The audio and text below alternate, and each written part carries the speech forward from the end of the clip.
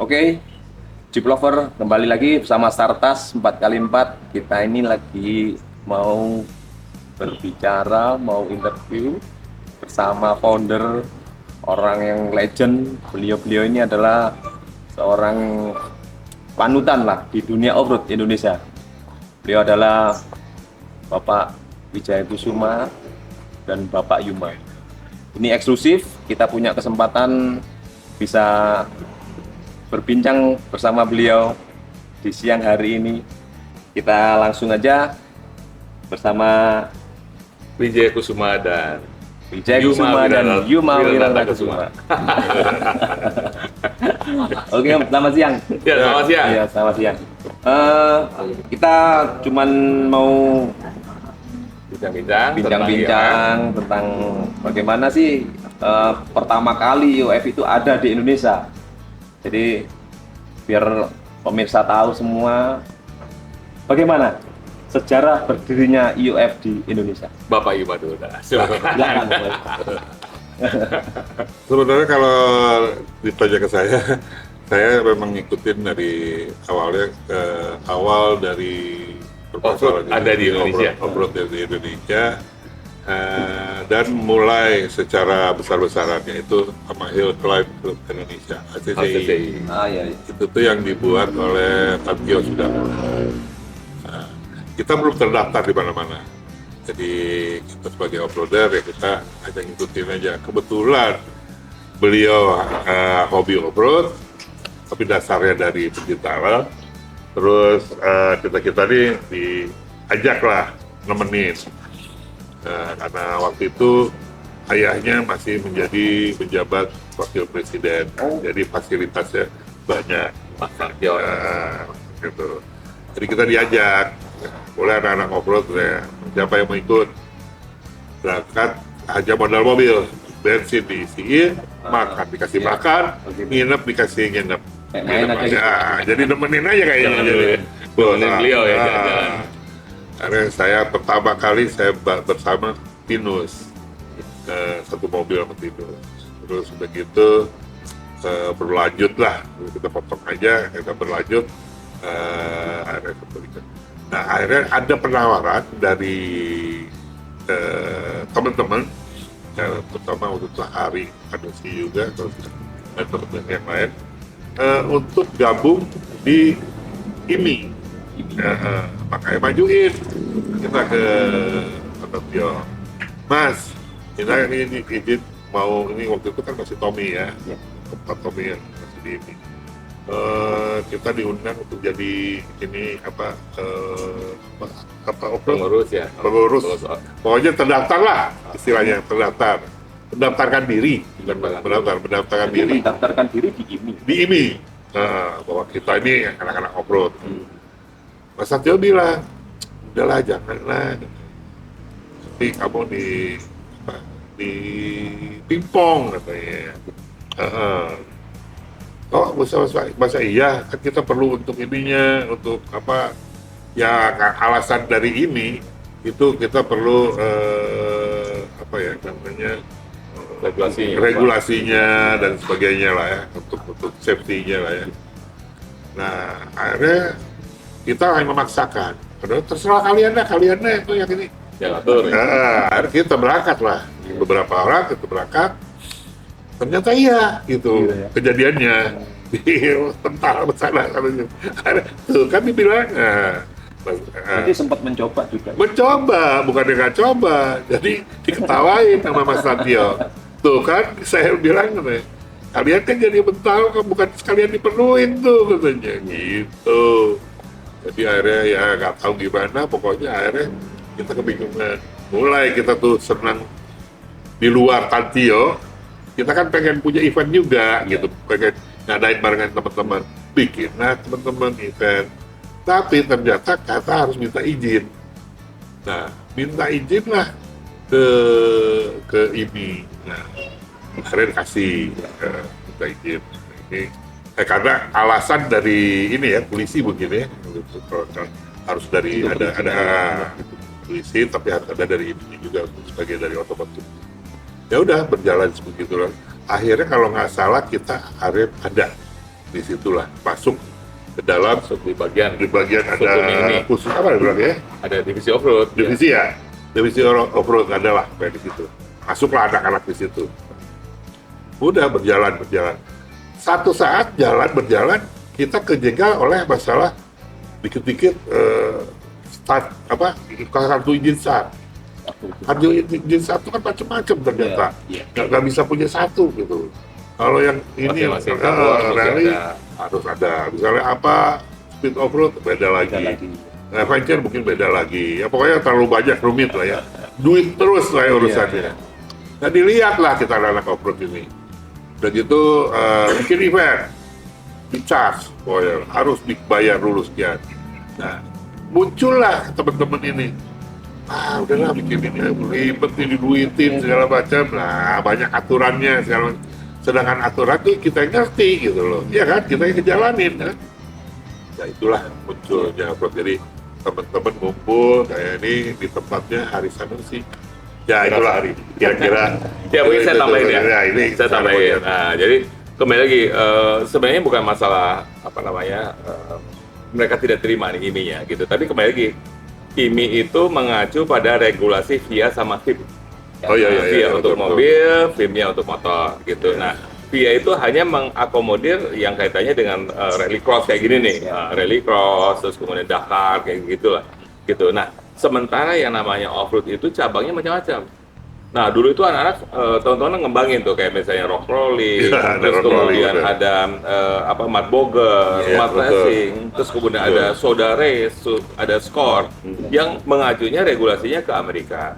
Gitu. Nah di Amerika sendiri ada yang namanya World 4x4 Council yang menaungi kegiatan off-road gitu. Nah kembali lagi karena ini tidak mengakomodir aturan-aturan yang kaitannya dengan off-road, akhirnya kita berkumpul lah kita mau gimana nih gitu, kita mau gimana, terus kemudian akhirnya kita sepakat ada 14 orangnya dulu ya, dulu ada 14 orang, kita sepakat, ya udahlah kita bikin sendirilah IOF gitu dengan mengacu kepada World 4x4 Council gitu. Tetap ada acuannya ya? Tetap ada acuannya. Nah, cuman beda. Nah, beda aja. Itu satu. Terus yang kedua, kita juga prihatin karena waktu itu banyak teman-teman yang off-roader itu merusak alam. Gitu. Jadi kita off-road gitu ya, masuk ke satu daerah, pulangnya itu rusak tuh. Buang kotoran sembarangan, sampah gitu. Nah, kebun orang. Nah, kembali lagi salah satu tokoh kita, Askar Kartiwa itu dulu kotak-kotakan nih sama organisasi di Amerika namanya Treat Lightly.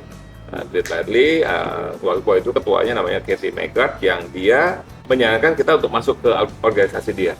Off-road cinta lingkungan. Gitu. Treat Lightly itu juga sebenarnya singkatan, travel with minimum impact, terus kemudian R-nya itu ada recreation with responsibility, terus kemudian E-nya educate yourself, yang intinya bahwa kita harus mengedukasi kita nih, kita masuk ke suatu daerah harus lebih baik daerah itu pas waktu kita pulang. Artinya ya kita harus mengut sampah, terus kemudian sampah juga harus kita bawa, sampah yang kita bawa ke sana harus kita bawa keluar lagi, terus kemudian truknya itu juga tidak boleh rusak. Harus dijaga gitu. Intinya kalau kita misalnya udah spin, udah 3 kali ya kita harus berhenti. Atau di towing, nge-winch gitu. Nge-winch juga harus pakai trunk protector gitu. Nggak boleh merusak pohon-pohon yang ada di situ gitu. Nah itu yang mencetuskan pertama kali Pak Askar Kartiwa gitu. Tadinya kan nge-winch langsung aja ke pohon. Langsung ke pohon kan langsung rusak pohonnya. Langsung ke pohon rusak. Iya. Kalau misalnya pohon karet kan karetnya keluar gitu kan. Rusak. Kalau pohon jati ya jatinya rusak gitu.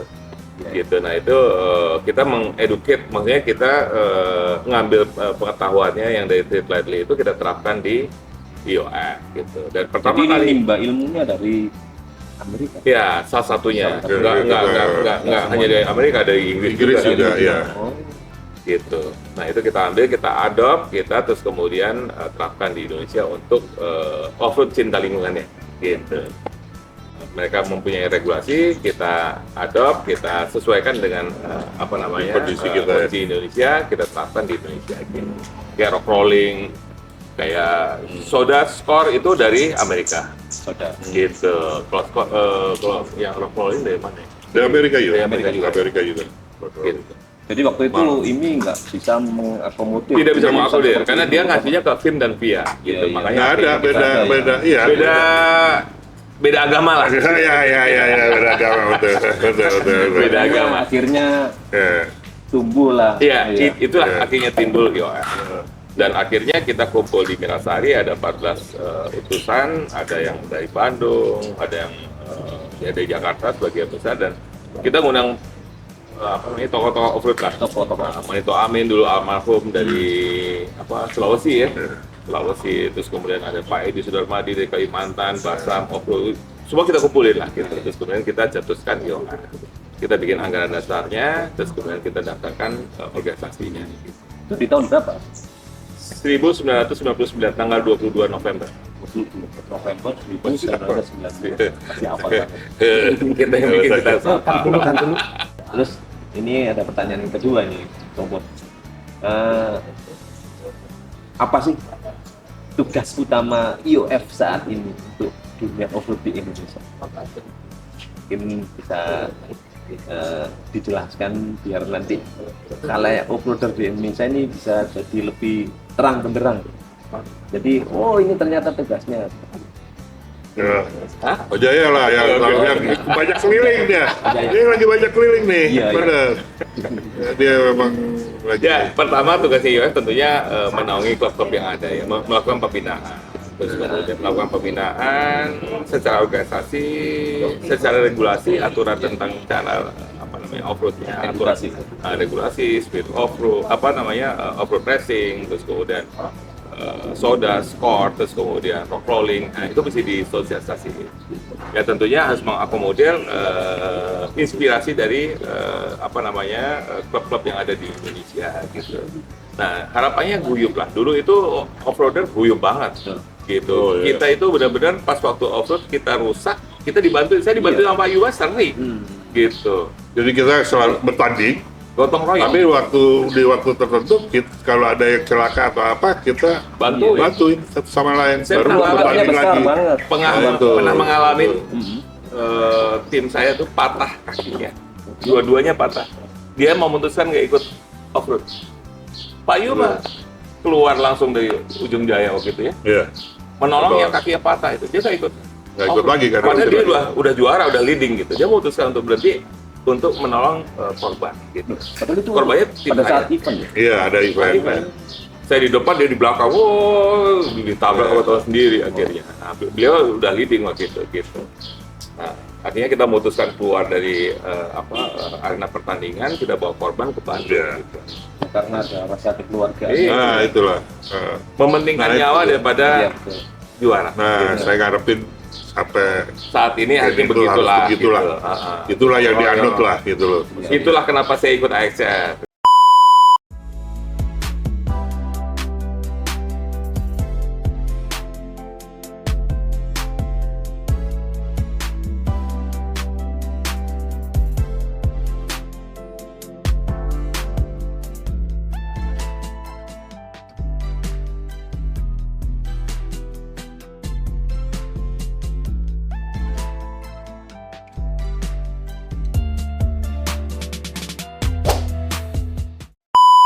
Karena kembali lagi, saya mengingat masa lalu nih, gotong royongnya ada gitu.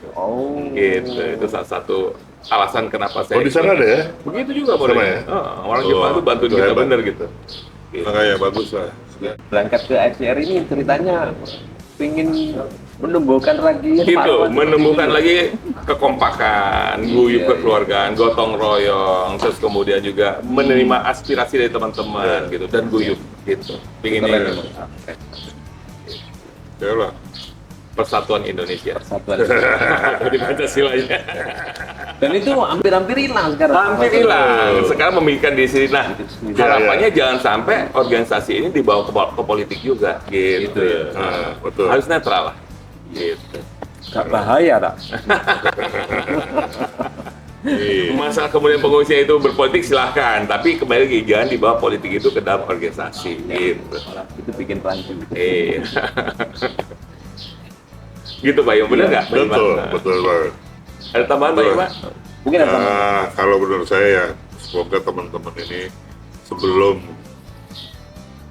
berbicara terlalu memojokkan seseorang, ya, ini dulu lah. Terbuka, musyawarah, kita ngobrol. Apa sih benar nggak sih Cari ngomongnya jalan gitu? keluarnya, Ya kadang-kadang nggak benar. Kan hoax kadang-kadang. Sekarang lagi musim hoax ya kan. Hoax, ya. Ya, jadi itulah. Moga-moga teman-teman ya bisa ya cooling down. Ya. Jadi sabar. Moga-moga bisa antara teman bisa banyak bertanya dulu gitu loh sebelum sesuatu. Saling berkolaborasi, Iya. diskusi sama-sama. Ya kita juga sebagai founder tentunya juga melihat, berharap bahwa organisasi tumbuh dan berkembang kan bangga kita sendiri. Gitu, Jadi bahwa- kebanggaan banget. Iya, menjadi Iya. kebanggaan bahwa organisasinya tumbuh dan berkembang. Gitu. Betul. Tapi kembali lagi, isu-isu kalau misalnya ada isu-isu di dalam organisasi, ayolah kita rebukit, kita musyawarahkan untuk dicari jalan keluarnya. Itu yang penting. Betul, Ya, penting banget. betul. Nah, ini dengan kemajuan UF dari tahun ke tahun, sekarang ini kan sudah merambah ke hitungannya sudah lembaga yang lebih proper, istilahnya. Kalau dulu di Indonesia cuman ada IMI ya, Iya. terus ada UF. UF ini mungkin sejarahnya pernah apa sih, kalau di badan hukum itu kayaknya kurang banget gitu, ya kan? Kalau sekarang sepertinya udah ada yang mewadahi di Kormi kalau nggak salah. Betul. Sebenarnya Kormi, sih ya. sama Itu di Kormi. aja ya. Iya. Makanya kemarin ada Fornas. Iya. Fornas itu ada seperti liga di Indonesia yang memasukkan off-road, mulai off-road yang mobil besar sama off-road yang RC udah RC. masuk. Itu udah ada di kejuaraan sekarang. Kemarin ada kegiatan di Bandar Lampung. Jadi Dan teman-teman ada yang ngirimkan, ini dari Pengda yang Iya. setiap Pengda harus ngirimkan atletnya untuk ikut di ajang Fornas kemarin. Jadi kemarin sudah terlaksana seperti itu. Jadi ini berkembangnya itu seperti itu. Jadi sudah ada kejuaraan resmi di Indonesia yang melibatkan off-road, melibatkan trail Iya. dan RC. Makanya anginnya gede kan, anginnya gede di atas. Makanya gangguannya banyak. Udah tinggi, makin tinggi aja. Ya, sebenarnya dulu itu juga kita sudah melakukan pendekatan ke KONI. Dulu zamannya Pak Joko Pramono ya. Iya, Jadi, Pak Joko Pak Joko itu dulu sudah melakukan ketua yang ketiga waktu itu. Ketua yang ketiga itu Pak Joko Pramono yang melakukan lobby ke KONI. Terus kemudian akhirnya KONI juga menyampaikan bahwa KONI itu khusus untuk pembinaan atlet yang berprestasi. Gitu. Atlet yang berprestasi. Nah, akhirnya Pak Joko itu dulu ke Kormi itu, gitu. Itu pertama kali Pak Joko dulu. Gitu. Nah, Kormi itu kan Komite Olahraga Rekreasi, gitu. Nah, itu yang kita dianggapnya rekreasi lah. Gitu. Itu awal mulanya Pak Joko ya. Iya. Melakukan. Jadi memang jauh-jauh hari kan. Udah jauh-jauh Jadi hari. bukannya itu datang gitu Datang aja. begitu aja, Nah, gitu. nah. Ya mungkin Jadi itu baru ada sekarang. memang Ya, perjalanan. baru sekarang ini udah mulai Iya, intens, kerjasamanya bentuknya seperti apa. Itulah terus kemudian dukungannya. jasanya. Iya, jasanya Pak Joko. Pak Joko Pramono. lah. Wah, Pak Joko benar-benar. Karena beliau kan di KONI juga. Oh, Sampai sekarang masih jadi ketua angkat besi Indonesia. Ya. iya. Joko Majen Purnawirawan Iya. Joko Pramono. Terus ini ada perkembangan lagi tentang UF ini. Sekarang teman-teman yang di rescue itu gila semua sekarang. Maksudnya gila. Dia tanggapnya luar biasa. Oh iya. Jadi Pasti. gilanya itu karena tanggapnya luar biasa. Sekarang berhubungan erat dengan Basarnas, Ya, betul. berhubungan erat dengan BPD, maka sering pelatihan bareng untuk rescue asiden macam-macam lah, di air, di darat. Dan sekarang teman-teman yang di daerah itu luar biasa antusiasnya. Ya itu kembali lagi, itu kan dari pendahulu-pendahulu kita. Oh, dulu ya. Dulu itu udah lama bahkan ya dari zamannya Presiden SBY itu betul. hadir. Aduh, Pak SBY hadir karena dulu ketua Basarnasnya Pak Afan Baharudin itu juga anggota kita. Iya, iya. Ketua Basarnas itu awal mulanya, makanya akhirnya sekarang meneruskan iya, iya. gitu. Ketua Basarnasnya Pak Afan Baharudin, terus kemudian beliau mengundang Pak SBY SBY hadir. ulang tahunnya Basarnas ya. Ulang tahun Basarnas. Kita diundang, kita pun. Karena Basarnas melihat track record kita pas waktu tsunami, Iya. pas Ya, waktu gara-gara Aceh. Dia melihat bahwa itu satu kapal isinya mobil kita semua, Ya, nggak ada. nggak ada yang lain. Itu kita benar-benar Memang booking. ternyata di lapangan kita ini pasti hidup Pak. Iya, kita masih di depan.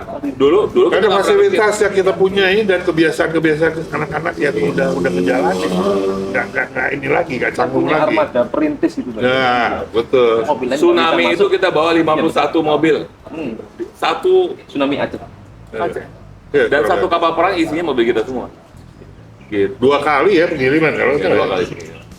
Dua kali pengiriman Mungkin pakai kapal perang. Basarnas melihat kapal seperti perang. itu. Dari Ini Macan memang waktu itu. benar-benar manfaatnya luar biasa. Iya. Iya makanya. Kota itu yang tadinya mati, Mm-mm. karena Calang itu dulu itu pas waktu bencana Aceh itu yang paling hancur karena dia di pantai Jangan, barat. ya pandai Pak. Antara Malabo sampai ke lokal gitu. Nah, yang paling hancur itu di Calang. Calang. Kapal kita diturunin di situ. Ya. Gitu. Nah, pas waktu kita datang, nah Pak Yuma, Pak Samsir itu ngidupin kotanya. Genset, ketemu, dibetulin, beresin. Nah kelebihan anak-anak nggak kayak tentara. Kita kan biasa benerin mobil sendiri. Iya. Barang-barang yang tadinya nggak hidup tuh, yang balik apa Balik traktor segala dibenerin macam hidup kita temuin, semua. kita temuin, kita tarik, kita hidupin buat Hidup. ngidupin kota gitu. Iya. Kotanya itu. Jadi kita tinggalin tuh kota tuh udah jadi, udah hidup maksudnya udah. Kita tinggalin kota hidup, bupati sampai nangis. Gitu dia. Keren. Dan bupatinya waktu itu pas lagi pulang ke Jakarta, keluarganya habis. Ya keluarga. Keluarganya habis. Pas waktu balik lagi, keluarganya udah meninggal. Nah, bupatinya itu pas waktu kita pulang nangis. Gitu. Karena kita dianggap berjasa lah untuk membangunkan kota Calang yang udah hancur gitu. Nah, semenjak itu Iya. makanya kemudian kita didirikin. Genset yang besar tuh. Genset tebal, buat PLTD. Betulin lagi, Sebetulnya bikin nyala. Kebayang nggak yang tadinya hidup dengan hanya masing-masing tenda yang hidup jalan. Akhirnya jalanan dinyalain semua kan. lampu jalan dihidupin. Iya, segala diginin macam. lampu jalanan terus genset yang gede tuh dihidupin anak-anak. Gila kan anak-anak makanya. Dapat Genset itu rusak berat gitu. Genset Ya, PLTD, pokoknya gitu. PLTD. Itu Nya rusak. PLN, PLN tapi pakai Kebalik tenaga udah. diesel. Nah itu dieselnya kita hidupin. Untuk diberdiriin, hidupin kota. dibersihin, dapat solar dari angkatan laut kan, Oh. ya kan, udah hidup di sana. Nah semenjak itulah akhirnya IOF dipandang lah gitu Ya. ya, Basarnas, BNPB gitu. Setiap ada kegiatan bencana kita ya kolaborasi sama mereka. Gitu. Karena banyak sih yang hobi-hobi itu ternyata ada yang hobinya dari perlistrikan, ada ketemu semua tuh. Nah, lucu bener, saya aja kaget gitu. Ini ya ada yang bisa Multi-talenta. dapat disambungin kabel-kabel tuh dipungutin. Gak ada perintah Tarikin. langsung. Ah, ya itu Itu kerja ada sendiri. perintah. Nggak ada. Karena apa adanya kan barangnya juga. Yang listriknya robot berdiriin lagi, tarikin lagi kabel, kotanya itu. Hidup. Hebat. Saya aja kagum melihat kelakuan teman-teman gitu. Ah, gila itu. Bangga. Memang cocok. Ini armada perintis itu. Wih. Yang lain belum bisa. Saya bangga bener, saya ikut bangga ya. Bang dari situ kita diberikan penghargaan. Ya. Nah, makanya akhirnya kerjasama dengan Basarnas, BNPB itu awalnya Ya. dari situ. Ya. Gitu. Dan alhamdulillah sekarang sudah mengangkat. Iya. Udah. Makanya teman-teman ini sekarang tinggal nerusin, Ya, itu. itu membesarkan lagi. Nah itu kembali lagi teman-teman juga jangan lupa sejarah kita, gitu kan. Iya. Harus lihatlah sejarahnya bahwa dulu itu emang ya kita yang meletakkan IOF itu ya intinya untuk kemanusiaan, memajukan olahraga off-road, terus Iya. kemudian ya musyawarah ada. Nah sebagai teman-teman itu harapannya ya tetap ingat sejarah lah ya masa lalu ya gitu. Ya. Kan hidup-hidupin bengkel juga semua. Ya nggak? Banyak tenaga kerja yang Banyak. Maksud saya. saya juga sampai sekarang masih. Jadi hobi, Iya. jadi kerjaan. Oh, iya, betul. Pertanyaan yang agak membawa itu. Harapan dari founder UF itu harapan besarnya seperti apa? Mungkin ya terselip apa Pak di sini dicurahkan boleh biar nanti para operator, para member UF ini bisa meneruskan kalau- cita-cita dari Ya, kalau untuk saya, semoga teman-teman ini yang di daerah dari mana itu inilah terurus lah ya, maksudnya terurus. Kalau ada event kayak di luar negeri apa bisa dijadiin apa namanya, diberikan jalan, ini loh harus ke sini. Jadi nggak buta mereka pengen ikut, misalnya nih pengen ke luar negeri pergi camping gitu bawa mobil, itu gimana gitu kan sananya. Ya terus mereka juga ya harus kembali lagi ya ke tadi, harus menghargai orang-orang yang sebelumnya, yang terdahulu, yang apalagi yang udah nggak ada ya kayak Mas Abs. Itu usahanya cukup besar, justru di situ startnya yang susah. Terus itu Ya. saatnya, iya benar. Sekarang cuma tinggal nahan anginnya aja nih, gimana karena udah tinggi nih. Ya kembali lagi kan IOF itu ada itu kan karena mereka juga gitu. Karena pertama off-road itu tidak diakomodir di ini zaman dulu ya. Gitu, zaman dulu tidak diakomodir, tidak bisa masuk di dalam regulasinya ini, makanya kita dirikan, kita udah sepakat. Dan itu dulu juga kumpulan dari seluruh off-roader seluruh Indonesia ngumpul, kita memformulasikan tentang off-road cipta lingkungan, regulasi off-road. Nah harapannya ya teman-teman yang sekarang ya bisa ingat dengan sejarah itulah gitu. Kayak misalnya kenapa bisa besar ya, tentunya kan dari kecil dulu awal mulanya. Nah dari kecil terus berkembang, terus kemudian berkembang juga, terus kemudian akhirnya ternyata sambutannya positif ya, seperti setiap ada gempa Liwa, terus kemudian Aceh, Jogja, kita selalu hadir gitu, dan itu akhirnya dipandang sama Basarnas dan organisasi masyarakat kata, dan mereka akhirnya mau kerjasama dengan kita. Itulah yang membuat IOF berkembang. Nah kembali lagi harapannya teman-teman yang sekarang itu ya bisa ingat sejarah lah gitu. Apa yang diperbuat sama teman-teman pendahulunya yang baik, ditirulah gitu, dicontoh lah gitu. Gitu ya kira-kira. Ya betul. Gitu. Oke. Pertanyaannya sudah cukup segitu, ini sangat informatif sekali supaya nanti bisa dicerna sama teman-teman dari seluruh Indonesia barangkali ya.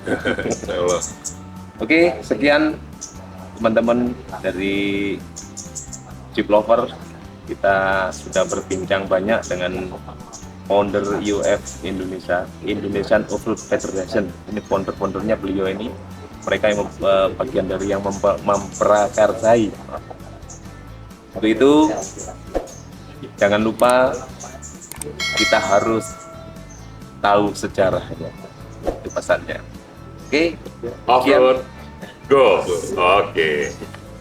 sekian dari kami. Liputan ini sangat istimewa. Salam off-road, go, Go. go, go. Terima kasih. Terima kasih. Eksklusif banget.